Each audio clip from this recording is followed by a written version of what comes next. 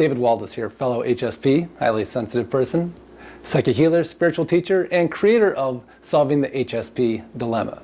So thanks for taking a minute to check out this video, and I assume you're here because you are realizing, or have realized, or maybe you've known forever, that you are a highly sensitive person, or an empath, really, however you want to describe it.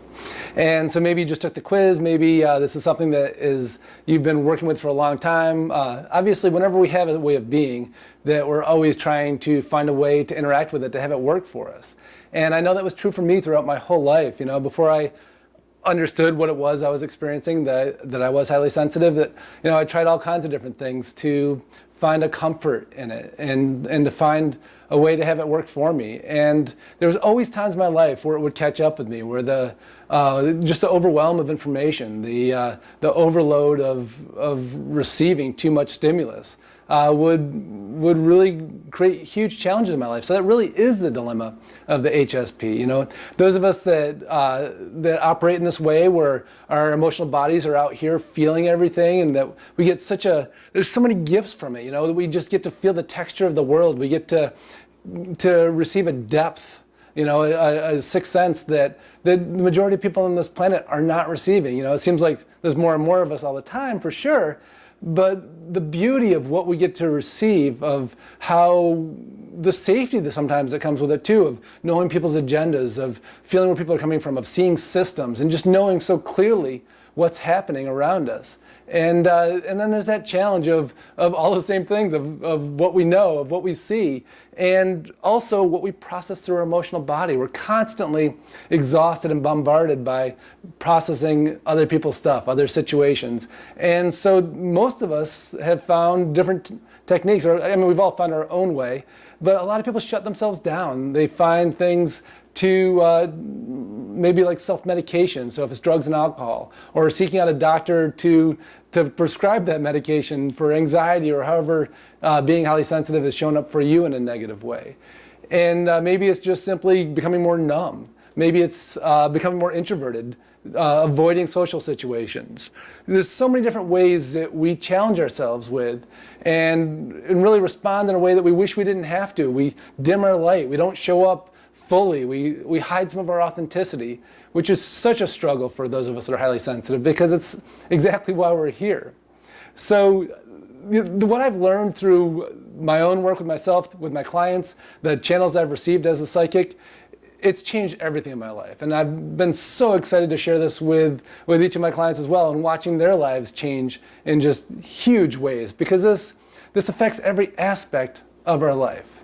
So as we're using our gift, our sensitivity, to be so aware of everything in the world, to really seek out and feel where people are about, to know their agenda and all that stuff, we get such clear information, such accurate information, that we really learn to trust it, right? That that you're going to know where people are coming from. Obviously we can all trick ourselves and have those moments where we look back on it and go, oh my God, I ignored all the clues, I ignored everything I knew.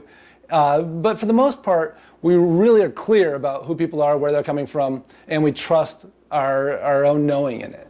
And so what that's done for us is as that's translated over to our own self-concept, we've kind of carried that same sense of, oh, I can feel what's happening and I know the truth into ourselves. But the real truth, though, is one of the huge dilemmas of being highly sensitive is that our self-concept is usually so far from reality, so inaccurate. Because what we're receiving, where we get our information from about ourselves, is not so much about how we're feeling within ourselves, what we're emitting. It's really about the same way that we get information in all other aspects of our lives. We're feeling the world around us. So what we're feeling is really how people respond to us.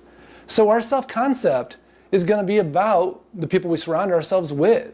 So you're thinking about maybe right now who you surround yourself with, what situations, what types of people, and that is all reflecting back to you who you are. And sure, if you're an adult or have been, obviously if you're watching this, you're probably at least have spent a little bit of time on this planet getting to know yourself. And so you may say, well, I know myself pretty well. And so when I receive that information, I'm pretty good at going, okay, well, that's me, that's not me. But think about this. Ever since you were able to feel, so ever since you were a little baby, you've been able to receive the world as a reflection of who you are. And so you're not feeling so much as a little kid who you are and what you're emitting, you're feeling how people are responding to that. And it's been true throughout your whole life. So think about this. This is such an easy example. I've worked with so many clients who are either about to go through a divorce or going through a divorce or have gone through a divorce. And how people respond to the divorce is there's usually a lot of real triggers there. And so if, say this client is sharing with somebody about their divorce or just even in the presence of somebody that knows about it, if that person has also been through a divorce and they had to also choose themselves, they also had to make that choice that said, you know, the importance of who I am and what I have to bring to this world is far more important than the commitment I made. I'm actually going to choose me over staying stuck in this situation. So if somebody else also made that same choice, chances are the reflection back to them is going to be beautiful. It's going to be one of camaraderie, one of really just the feedback that says, yes, you made the right choice, and you can feel good about that. But what if the same person was talking to somebody else who was trapped in a marriage, who didn't have the courage to leave, who didn't have the guts really to choose themselves and to step forward? And so the reaction from them is going to be so different emotionally. And so the energy that's going to be reflected back is one of judgment, one of negativity, one of how could you? And so that's just one small example, but think about that living through your whole life. The way that people have responded to you becomes your self-concept. And that's not true for everybody. You see, the other part of it too is those of us that are highly sensitive, we see deeply into people. And at some level, people feel that. And so there's a tendency for us to make people uncomfortable who don't want to be exposed. And so there's a lot of reflection back in this world from us of that pushback, that feeling of maybe unwelcomeness. And that all shows up as part of our self-concept. So one of the things that I'm so excited about with this program is helping people to really start to feel, and it's pretty instantaneously, feeling what it is that they're emitting.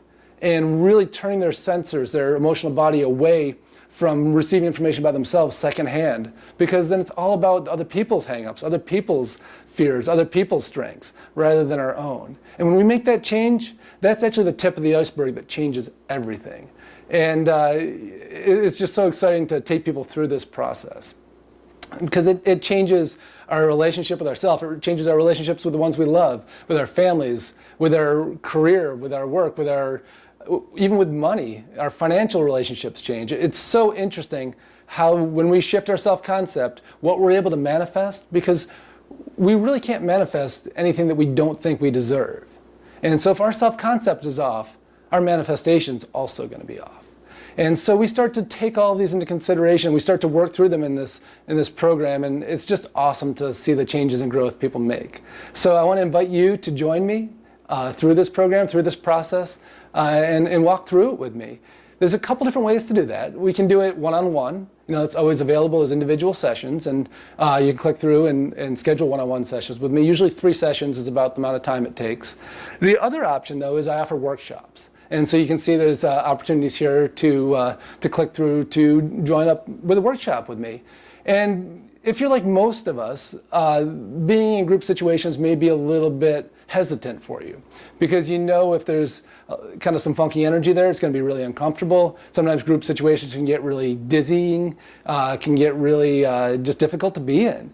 And so one of the things about this workshop that is so beautiful for people that are highly sensitive is each of us are coming into this, that we're going to work with our emotional body right at the beginning of it. And we're going to see shifts within ourselves, shifts within the people in the workshop, and we're going to be able to watch real time how we interact so differently. And it's so fun to do that with a group of people. And the idea of it being something that is hard energy to be in, it just isn't the case with this type of setup. So if that's something that is creating resistance for you of doing it in workshop format, rest assured that it's a really different experience. So I really hope to be able to walk you through this, to be able to bring my service to you, and in whatever way that you choose to step forward. So blessings to you, and I look forward to working with you soon.